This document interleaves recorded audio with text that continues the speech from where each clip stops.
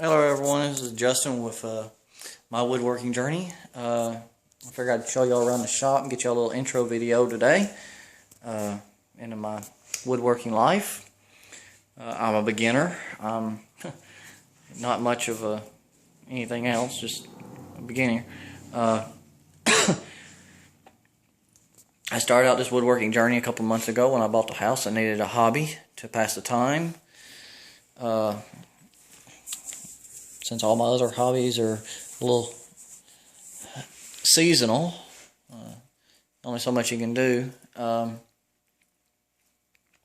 anyway, this one I can do inside the house in the comforts of my home. This is in my basement.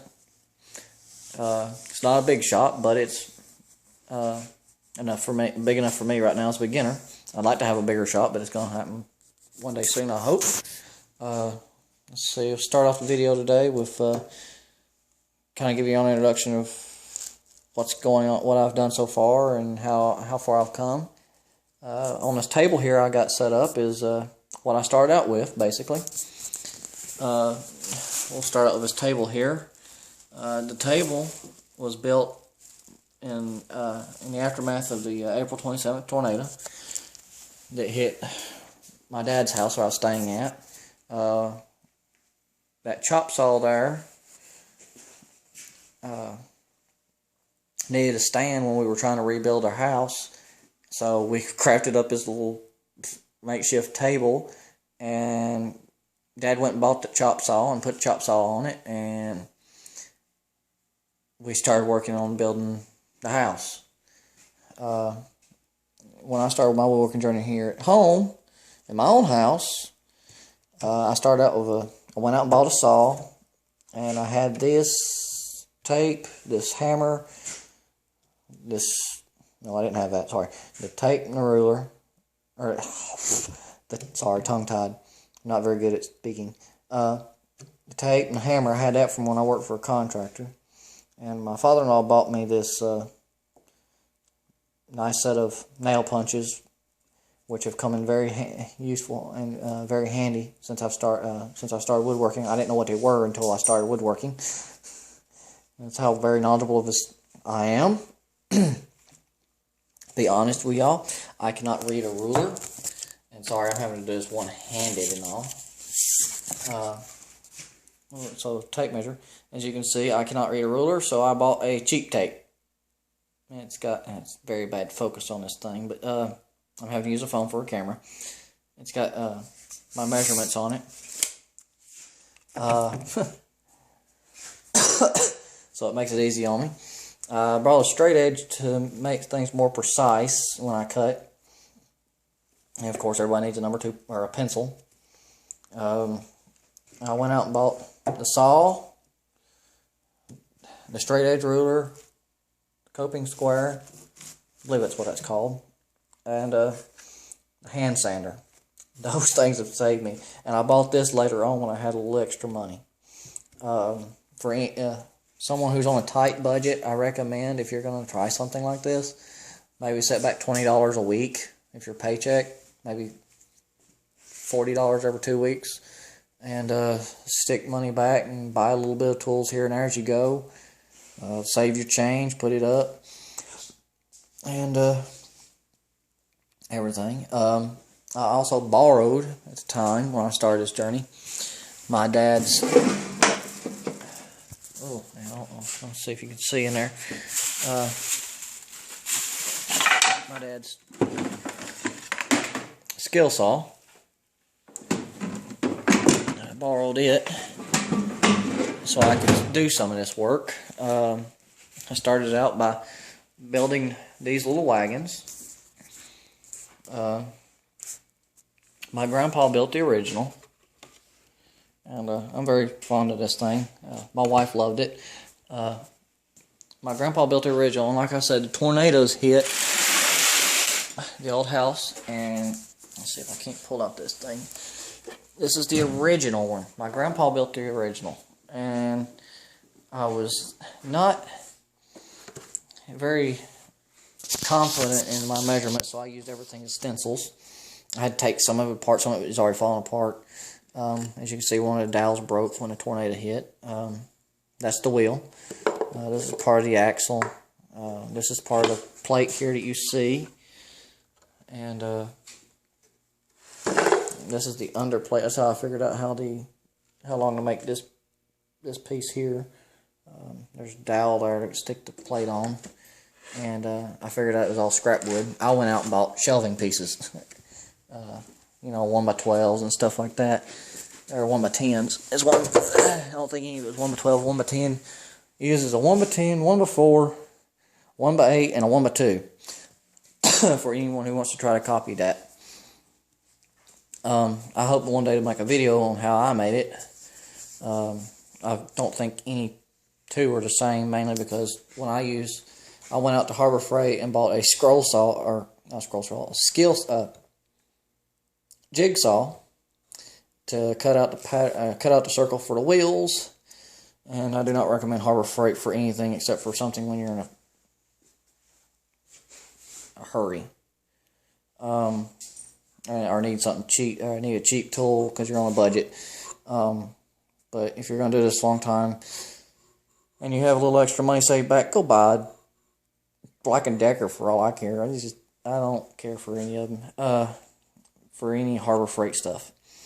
This is my first drill I bought for myself. I wound up with my dad's drill that I bought him for Father's Day. It's actually in that cabinet there. Those cabinets are from my washing machine and dryer. The drawers that go underneath them, they wouldn't fit upstairs in the laundry room unless I pulled those off. So I had to pull them off, and they make great for my shop. The little drill press, let's see here, I got from mowing a yard for a lady. I used to mow yards before I got married. And I take my C-clamps and clamp it on. And all you do is plug it up, put your drill bit in, and pull this lever, and it works great. It's actually a drill, a corded drill mounted to a makeshift press, which I guess that's the older drill press, but it works great, especially for me. One day I'll get a better one.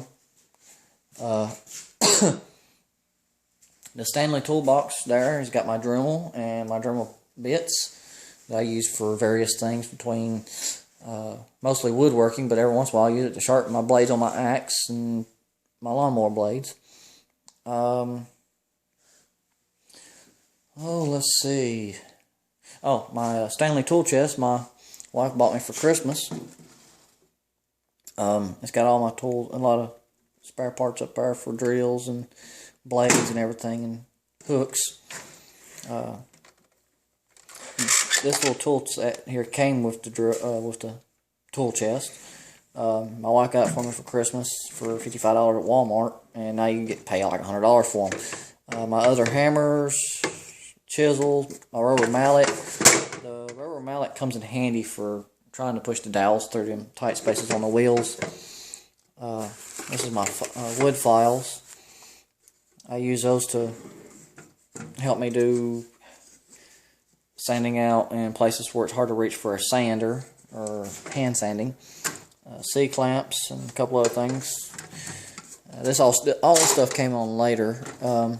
Basically, I wasn't able to afford it. It's like, I said, all that stuff right there is what I came with. Those tools on the table, and the chop saw, or I should say miter saw. That's more technically what it is, a miter saw.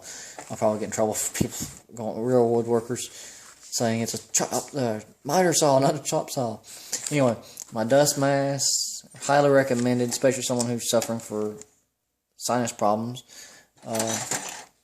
My air compressor stuff, I bought them later when I got the air compressor. Safety glasses, flashlights. This is where I get a lot of my pattern. I keep a lot of my patterns for my scroll saw. I'll go to Hobby Lobby and buy something like this and trace it out with a marker and then cut it with a scroll saw. Down there is where I'm keeping all my glues and paints and stains and sanding paper and rags and tape and stuff. And I got these here at Harbor Freight. This is one thing I would recommend getting from Harbor Freight because they're cheaper and they work just as good. It's a little... I need to put a plate in there because this box is not really big. This is where I keep my vinyl gloves, or latex gloves, or whatever you want to call them, latex-free gloves. And my little metal clamp for paper towels. Air compressor's refurbished. We bought that years ago when I was mowing yards. And the scroll saw there, my uncle gave to me after my dad passed away. Very appreciative of this thing because it comes in handy and I get to do a lot of cool stuff. My first time playing with it, I actually done really good. It's not that hard. If anything, and you want to look something that's really exciting to make yourself feel better about, not being able to draw, but make other people think you can, this is a tool for you. Basically, plug it up. I don't know about running it, but, well, no, I ain't going to run it. I ain't going to plug it up. I'll sit here and look. You can loosen up tension. This is an older model. This is not one of the new ones. I couldn't tell you how old this thing is. My uncle said I ain't played with this thing for years. I actually have a 12 or 13-year-old brother-in-law who operated this thing in a cast, so that's how easy this thing is. It takes a little time to get used to it, but as you see there, I took the blade out, and this is a pin type. There you go, there's a pin.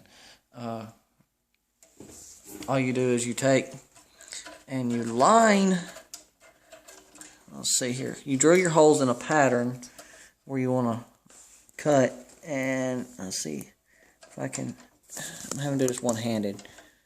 Push that back, and you lock this plate back in, and you tighten it up back here.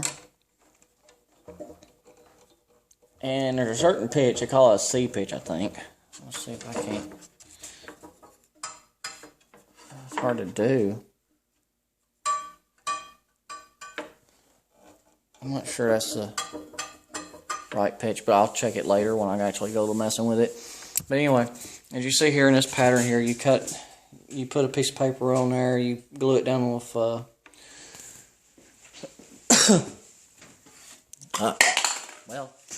don't hold stuff by the lid, hold it by the base. Adhesive spray. I use Loctite. Everybody uses that 77 Super Spray. I can't remember the name brand, but I remember that was the main one. And you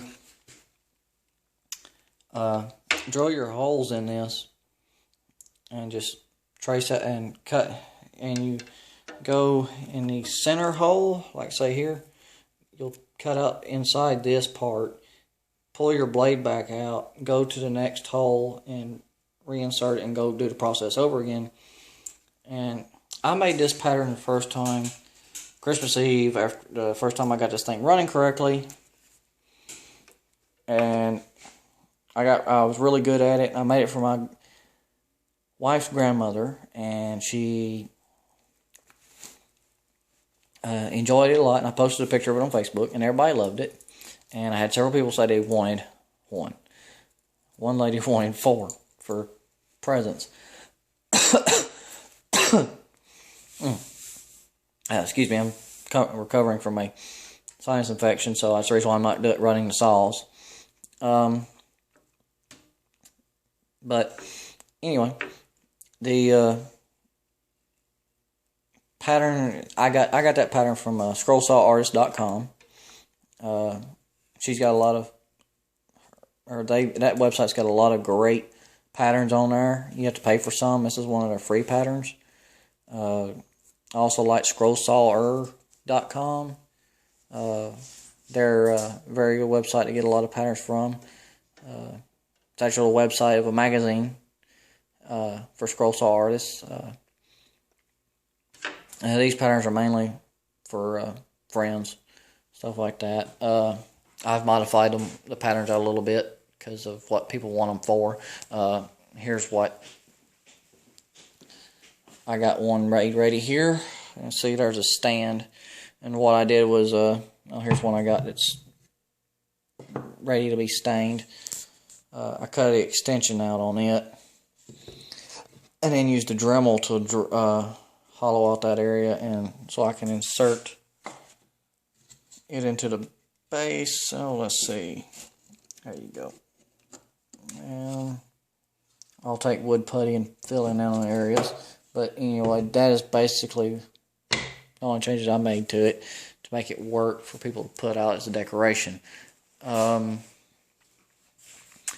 bag of dog food is actually my trash can. I don't have a trash can in here, so that's my trash can. Little shop vac is a great tool, especially since that scroll saw does not have an air blower on it, so I have to use that to clean up my pattern every once in a while. And my goal is to get me a bigger DeWalt scroll saw, and the reason why I'm going with a DeWalt, nothing cheaper right now, is because I got that. That's enough to get me by. But I'm setting back $20 out of every paycheck to go towards a DeWalt scroll saw, because I'm an American and I believe we should buy American tools if we are able to. And I have what I need right now, so I'm going to try for the DeWalt one, because I want something that says made in America, and that's what I want. And this is one thing I believe every woodworker, especially the major woodworkers I've watched on YouTube and across the internet and books, all have, is a German Shepherd dog in their shop. I don't know what it is about German Shepherds, but apparently they're drawn to woodworking to make it more relaxing. This is Daisy. She's my old baby girl. She's wanting attention now. She's not feeling good. But, yeah, this is basically my shop. This is my scrap lumber pile, and the 2x4s actually came with the house. I'm kind of glad about that. So, this is where I cut out the wheels for some of the wagons I made. That's a 2x6, or yeah, 1x6. I don't want to say 2, 1x8, and another 1x8, 1x4, and I got 1x10s. This wood bench came with the house. It was already here. I think the guy used it for, I don't really know what the guy used it for. I guess to put tools together for his lawnmower or something, because this is not made for woodworking. It's above, let's see here, I got a better chest height. It's about like, it comes up to about belly button high on me, and I don't like it that high. My other little makeshift table here works better. Well, I guess, my ways of staining those crosses is when I stain them with rags, because I like rag staining, because I am horrible with a brush. I figured that out the first one. I ruined a $30 or $20 brush, and I figured if I ruin a $20 brush with stain, I don't want to try it anymore. So I'll just use rags, and that's one of the older rags. I'll use it for something else other than staining, probably to dry or something. But I'll hang them up in the holes on the inside with this wire hanger. It's a little ingenuity there on my part. I had to figure something out, because if I left them on my table, I'd get sawdust all over them, because I was getting sawdust all over them when I was doing it. But this is a look into my shop. Hopefully there'll be future videos as soon as I get over a sinus infection. And hopefully I'll get to do a video of the wagon making. I'm pretty sure someone's excited out there in the world. I don't know who, but somebody's got to be excited about getting to make one of these little wagons. Some of y'all are probably good enough y'all can just look at it and go, I can make one. But I also got some ideas about taking a scroll saw to one of these wheels and to the side of it and do some cool patterns with it. I think that would be really cool. But that'll be a later project I'll try. Anyway, this is my woodworking journey. Hope it turns out to be a good one in the future. And if anything, I'll enjoy it regardless.